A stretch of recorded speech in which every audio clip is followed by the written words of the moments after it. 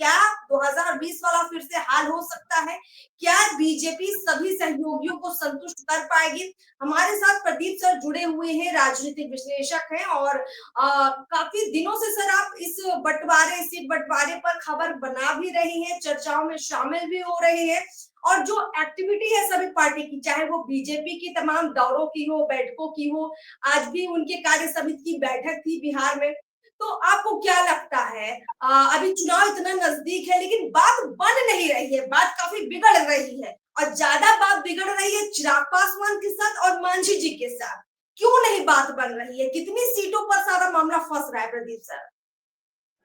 देखिए, मामला सीटों से ज्यादा ईगो का है अर्पिता।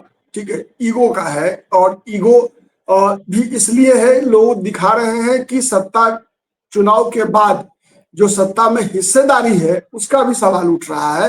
तो सबसे बड़ा चीज है, जहां तक ईगो का मामला है, तो एक उदाहरण के लिए मैं बताऊं आपको। जीतन राम मांझी को लगता है कि वो चिराग पासवान से बड़े नेता है। उनको लगता है कि वो बिहार में मुख्यमंत्री रह चुके हैं, चिराग पासवान कभी मुख्यमंत्री रहे नहीं। चिराग पासवान के पिता रामविलास पासवान कभी मुख्यमंत्री रहे नहीं। तो इसीलिए जीतन राम मांझी को लगता है कि जीतन राम मांझी को उतनी ही सीटें मिलनी चाहिए जितना चिराग पासवान को मिला है। ठीक है, लेकिन भारतीय जनता पार्टी को लगता है कि चिराग पासवान का जो विश्वसनीयता है माने बीजेपी के साथ, वो ज्यादा महत्वपूर्ण है। चिराग पासवान एकमात्र एनडीए में बीजेपी के सहयोगी ऐसे हैं जो अब तक नरेंद्र मोदी के सत्ता में आने, नरेंद्र मोदी के बने एक तरह से बीजेपी के बीजेपी का जो नियंत्रण नरेंद्र मोदी ने लिया है, तब से केवल एकमात्र चिराग पासवान ही ऐसे सहयोगी हैं जो लगातार बीजेपी के साथ है। मतलब सबसे विश्वसनीय सहयोगी के रूप में चिराग पासवान उभरे हैं, क्योंकि नीतीश कुमार छोड़कर जा चुके हैं बीजेपी के। संतुष्टि मिल रही है चिराग पासवान को भी, बीजेपी कहाँ संतुष्ट कर रही है? अब जदयू को 100 से ऊपर सीटें मिल रही हैं, पर चिराग को मन मुताबिक सीटें नहीं मिल रही हैं। न मांझी जी को 15 से 20 सीटें मिल रही हैं, तो नाराजगी होना तो जायज सी बात है।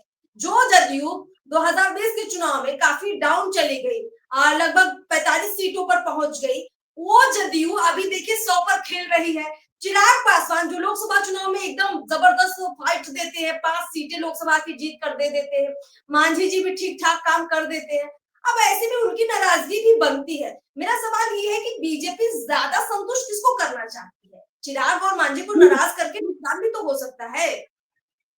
देखिए अर्पिता, बीजेपी चाहती है कि सबको संतुष्ट करना, लेकिन दिक्कत क्या है, क्योंकि बीजेपी के लिए बिहार से ज्यादा इंपॉर्टेंट है केंद्र में सरकार। और केंद्र में विश्वसनीयता बनाए रखने के लिए, केंद्र में एक माहौल बीजेपी के फेवर में बनाए रखने के लिए बिहार का चुनाव जीतना बीजेपी के लिए बहुत जरूरी है। जितना जरूरी चिराग पासवान के लिए नहीं है, जीतन राम मांझी के लिए भी कम है, उपेंद्र कुशवाहा के लिए कम महत्व रखता है, ज्यादा महत्व बीजेपी के लिए रखता है। और दूसरा, बीजेपी की मजबूरी यह है कि नीतीश कुमार सबसे अहम सहयोगी है। नीतीश कुमार ऐसे बटखरा है कि जिस पलड़े पर रख दिया जाए उधर सरकारें बन जाती है।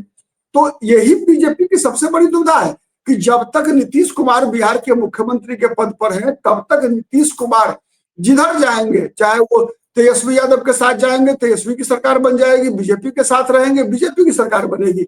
और यही धर्म मजबूरी है, नीतीश जरूरी नहीं, बीजेपी के लिए नीतीश मजबूरी है। और इसी मजबूरी में चिराग हो चाहे मांझी जी हो, उनको नाराज बीजेपी कर रही है। प्रदीप सर, मांझी जी भी अपनी फैक्ट की बात रखते हैं, ठीक है उनकी पार्टी का उतना बड़ा बिहार में विस्तार नहीं है, लेकिन वो भी कहते हैं कि 2025 में अगर हम 15 सीटों पर कम से कम चुनाव नहीं लड़ेंगे 15 से 20 सीटों पर, तो हमको अपनी पार्टी को दर्जा दिलवाना है। और वो दर्जा तभी मिलेगा, राष्ट्रीय पार्टी का दर्जा तभी मिलेगा जब उसमें 6% लगभग वोटिंग हो उनकी पार्टी को और उनके 10-15 एमएलए जीत कर आए। इससे कम में तो उनकी पार्टी का कुछ हो नहीं सकता है। अब मांझी जी की अपनी आकांक्षाएं है, सही भी हो सकती है, गलत भी हो सकती है, तो जनता ज्यादा समझेगी, लेकिन बात वो फैक्ट की रख रहे हैं। चिराग पासवान जी बात रख रहे हैं कि भाई अपनी पार्टी का विस्तार उनको भी करना है, तो कम से कम इज्जत की सीटें तो उनको भी मिलनी चाहिए। अब बीजेपी हमको लगता है उनको 20-25 सीट पर निपटाना चाहती है और वो 35 से 40 सीटें चाहते हैं। क्या लगता है फाइनल अब चूंकि होने वाला है सब कुछ, धर्मेंद्र प्रधान पूरे बिहार में घूम रहे हैं, सभी सहयोगियों से बैठकें हो चुकी है, बड़े नेताओं ने भी सब कुछ तय कर दिया है, क्या फाइनल रिजल्ट आ सकता है? आपको क्या अनुमान है? खबरें क्या है आपके पास? मैं बताऊं, देखिए अर्पिता, सीधा है कि बीजेपी एक प्रायोरिटी लिस्ट बना चुकी है बिहार में कि सबसे पहली प्रायोरिटी, दूसरी प्रायोरिटी, तीसरी प्रायोरिटी और चौथी प्रायोरिटी कौन कौन है।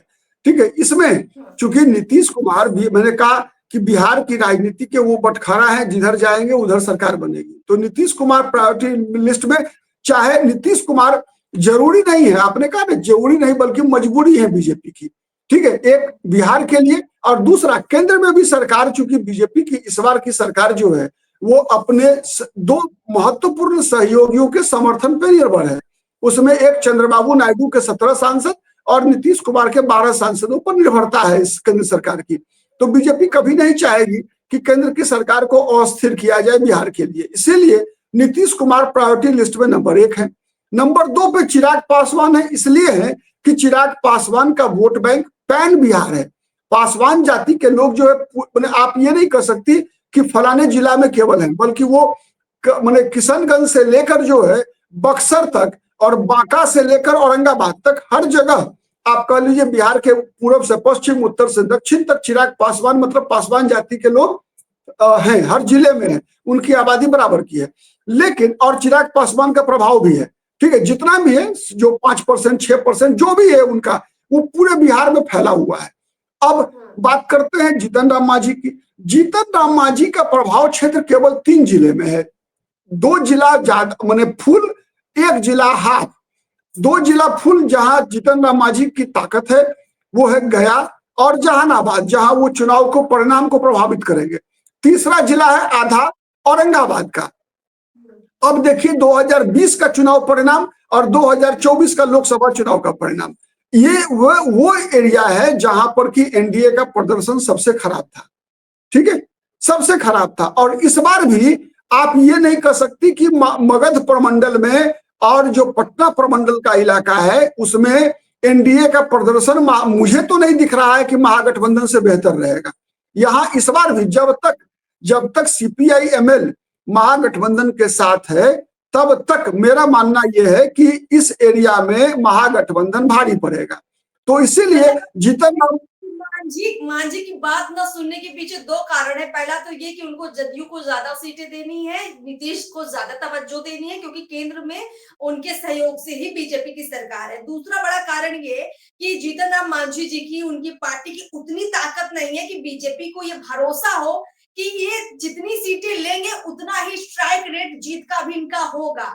मतलब जीत की संभावना उतनी जीतन राम मांझी की तरफ से नहीं दिख रही है, चाहे वो गया की हो, चाहे वो औरंगाबाद की हो, और चाहे आपने अभी जो तीसरे जिले का जो जिक्र किया है जहानाबाद की।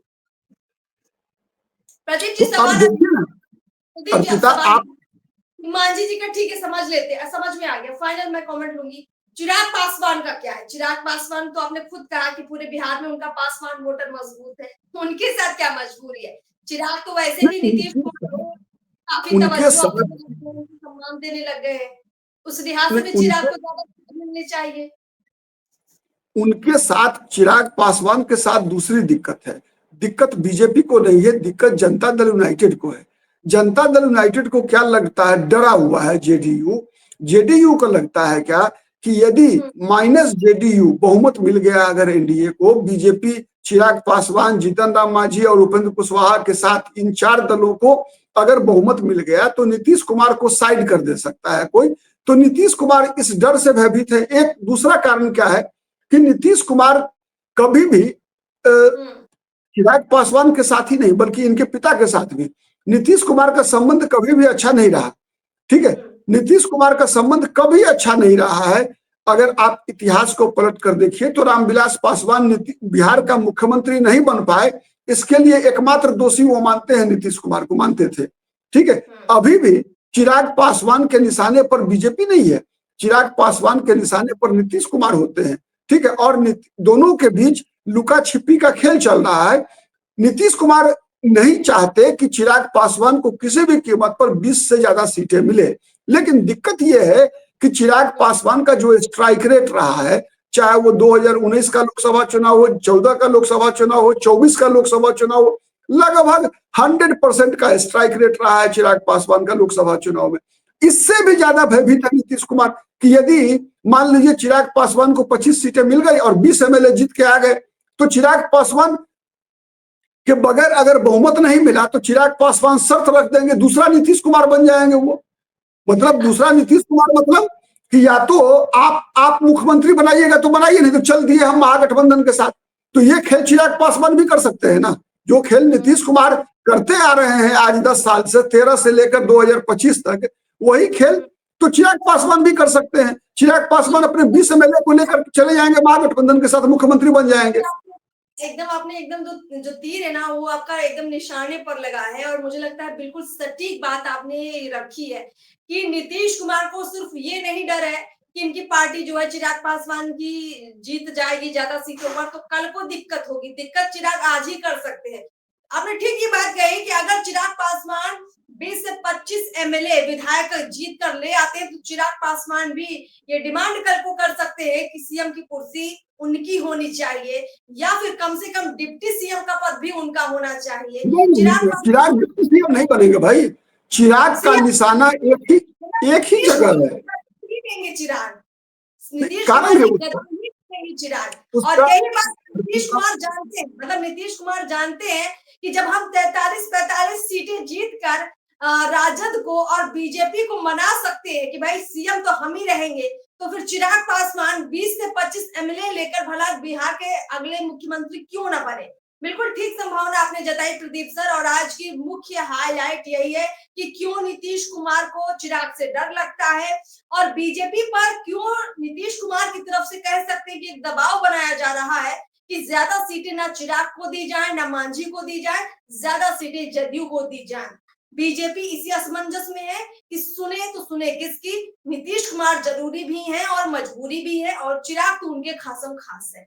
चलिए प्रदीप सर, चर्चा काफी लंबी हो चुकी है, फिर आपसे चर्चा करेंगे, और हमें लगता है कुछ ही दिनों में अभी सीट बंटवारे का जो एग्जैक्ट फॉर्मूला है वो सभी पार्टियां पब्लिक के सामने कर देंगी, तब खुलकर और बात करने में पता चलेगा कि अब फाइनल डिसीजन किस आधार पर हुआ है। फिलहाल आपका बहुत बहुत शुक्रिया सर।